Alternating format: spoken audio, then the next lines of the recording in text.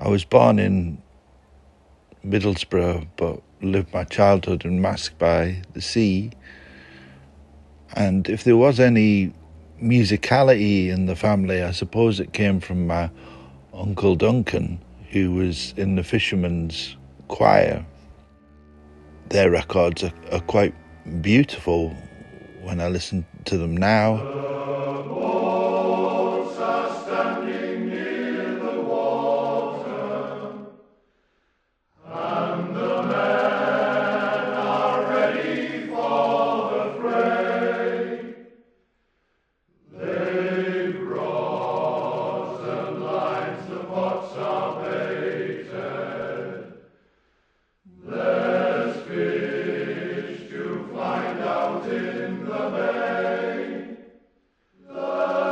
And I think there's a part of me that always wants to be by the sea to this day. I live in Leith in Edinburgh, in a little tower. I think there's something about the vastness of it and the sea air, which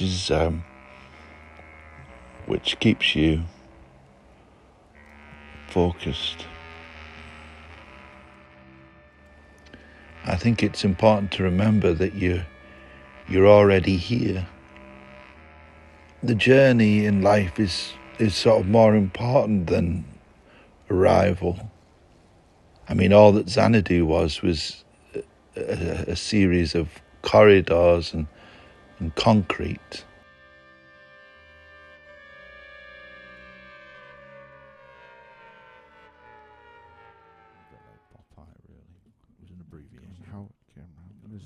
Poetry, really. But the bridge was not flexible, Chris. You look at not very aggressive. But life in a small town, well, it can be a little bit boring, really. So, well, you resort to fantasy and explore the imagination. And oh my God, did I explore that?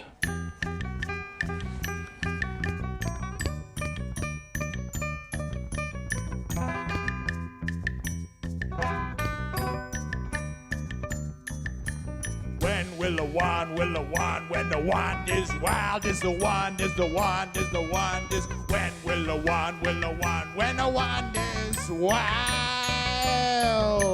When will the wand, when the wand is wild, is the wand, is the wand, is the wand, is when will the wand, when the wand is wild.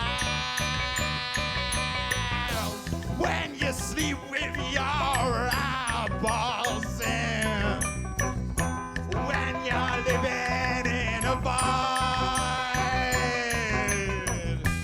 when the crabs stole your toys again, it's why Jeff and Chiz cry.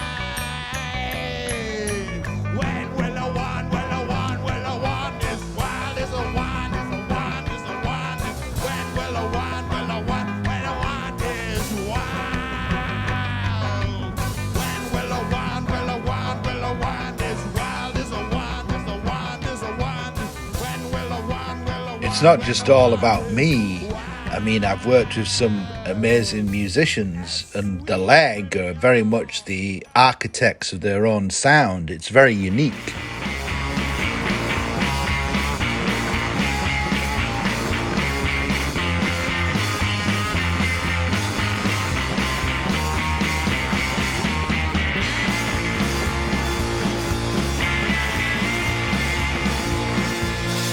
When the midnight summers crawl through the shaky little town to a place where wild geese often wander, we built such a hideous house, stole the wood from nearby dwellings, ripped it off the wall with a hammer and a shoe, and he dropped it up the hill.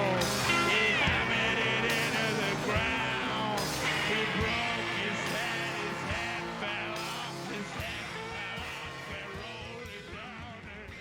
hip-hop dancing from Cool Heat Urban Beat. Tonight we play out with Galashill's finest, having played at Planet Pop in Edinburgh and at the Reading Festival within the last week, and with the recording of their next album starting tomorrow, we're grateful, if not honoured, to present a track from their last one, One Head, Two Arms, Two Legs.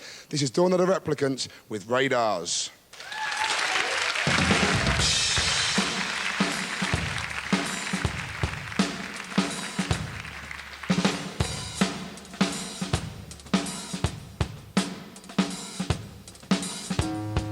Communicating with the radar in your room.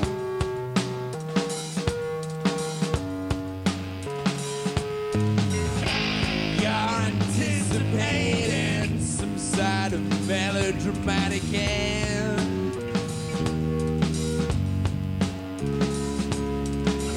Your little house on the prairie. Your calendar space for your baby to rock, and you're anticipating some sort of watershed, some sort of band. So start communicating with the radar in your room, with the radar in your room.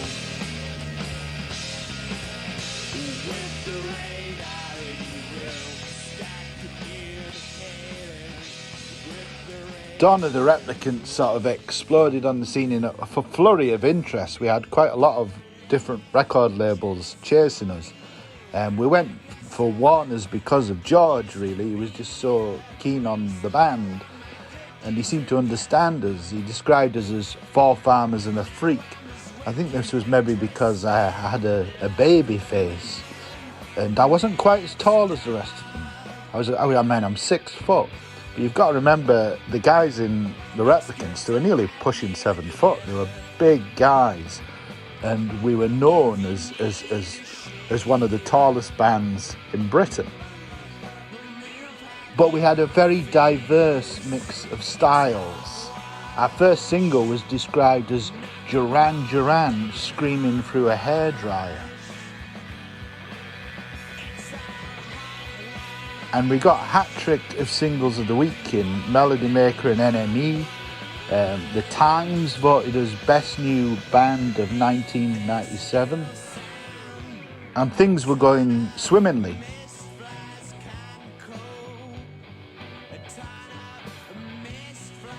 John Peel was behind us. We did 4 sessions for John Peel. Mark Radcliffe was behind it.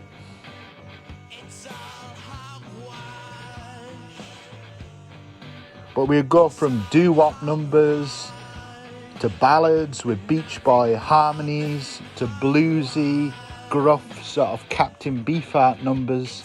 So there was quite a mix, and that was because it was me writing songs with the 4 different members of the band who all had different musical tastes. So sometimes it was difficult to pull it together as one sort of cohesive block.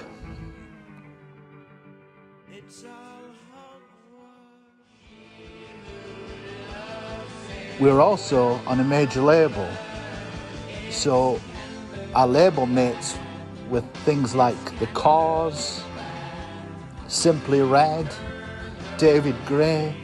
The only act that we could really sort of feel an affinity with was Stina Nordenstein. So we're a bit of a fish out of water.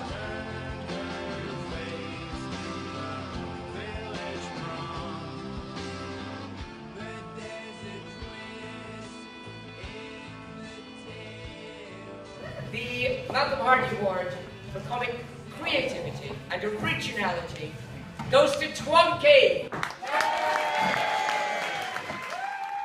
Come with me, swan me. Follow me as I trickle down the tales as the enchantment of light dances around the focal points of my carefully balanced yet unusual narrative. People often said to me that my patter between songs was really entertaining and that I should try my hand at stand-up. And living in Edinburgh, well, it was too much of a temptation to not attempt to do my own fringe show. And I've ended up doing 13 of them, including 2 plays.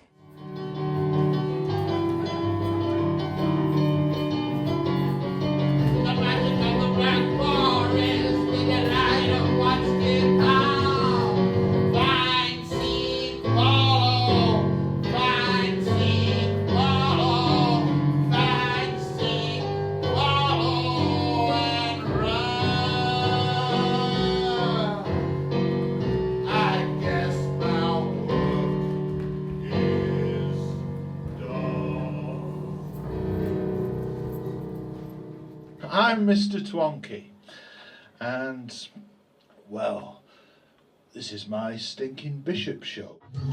As you can see, these are wheels of absolute solid cheese. There's no trapdoor, no escape route or tunnel. Solid cheese.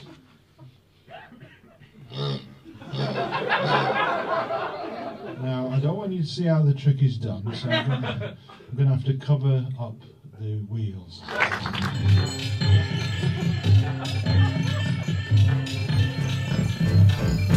We went to a number of pubs, and you could see outside the pub, you could see the inside of the pub. I had a dream last night, I was at the pub. I was at the bar, ordering drinks. I dreamed last night I was in the pub. We were by the bar, drinking drinks. I dreamed last night I was in the pub. You could see outside the pub from inside the pub.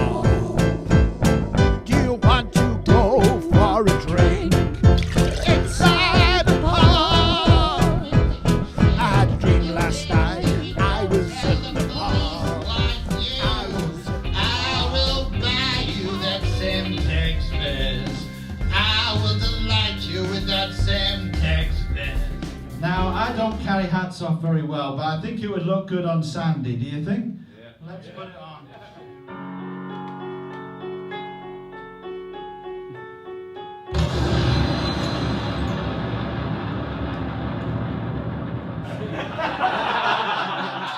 An interesting diversion from the world of Twonkey is when I attempted to play David Lynch, the Hollywood film director. It was a controversial move. Let's ask it a question. It's David Lynch, the right director for The Elephant Man. Oh, giant strawberry peninsula, Louisiana. It's cutting its legs. Oh, hold them little back sticky legs. You must have faith in yourself, David. Your first feature-length film began from the perspective of an ant burrowing its way through a huge turd. You're such a bold, brave filmmaker. Maybe I'm light years ahead of my time. What a loopy afternoon! What a loopy afternoon! Now, in many ways, getting an album perfect is like building a planet, or a moon in this example. Because a record has so many different layers. And with the new one, Winter at Butterfly Lake, I feel we've got it bang on. It's like a game of chess. And all the moves have to be right. This album covers various subjects, from dog psychiatry to a song about the electronic pioneer Delia Derbyshire, but its central core is a number of songs about heartbreak. With this album, I feel Paul Vickers and the Leg have entered a new sonic dimension.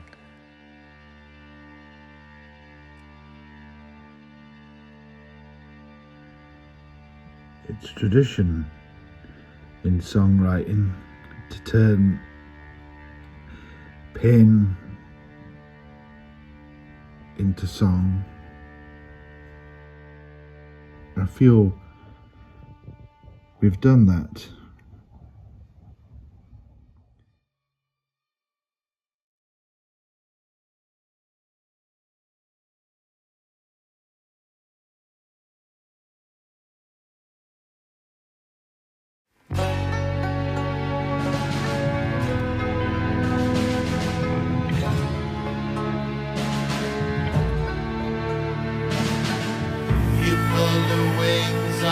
Butterfly made you cry.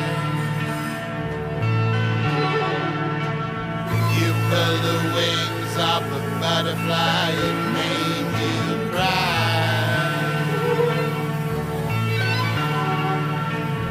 In dreams round an open lake, you're in heaven like a halo. Those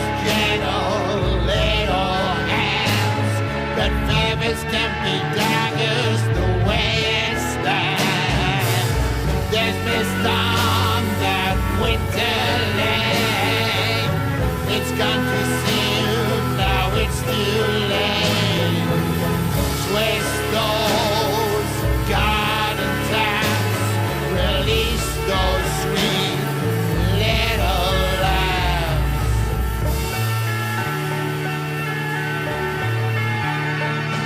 Release those sweet little laughs. Release those sweet little laughs.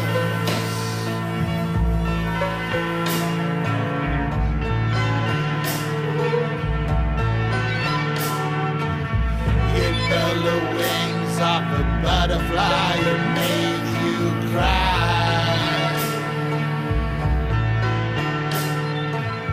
You build the wings off that butterfly, it made you cry. And the push, push, push of the rush, rush, rush of the days, days, days, what they took. Tomorrow is forever, it's never too late.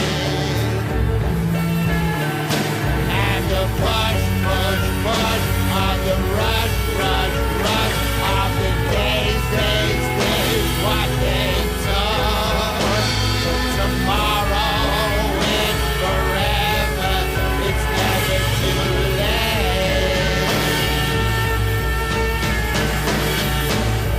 You pull the wings off a butterfly.